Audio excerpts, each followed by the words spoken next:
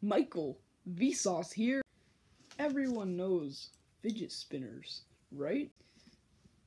This is the fidget spinner theory. No one has actually really thought about this. Fans are technically electric fidget spinners. If I spin this fan, I am technically spinning an electric fidget spinner. No one's really thought about that, have they? Now, fans haven't really been classified to be a stress-relieving toy as fidget spinners have. Someday maybe they'll create a stress-relieving fan. These are obviously portable. You can carry these around, maybe they'll be stress relievers. You can play with them in class.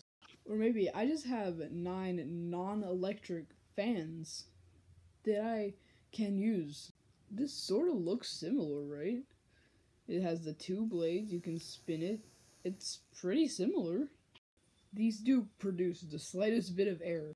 This electric fidget spinner I can put into 3 powers. Power 1, power 2, and power 3.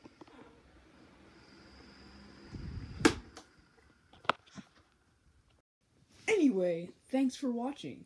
Make sure you subscribe right here. And also, check out my last video. It's pretty lit, right here. As always, thanks for watching, and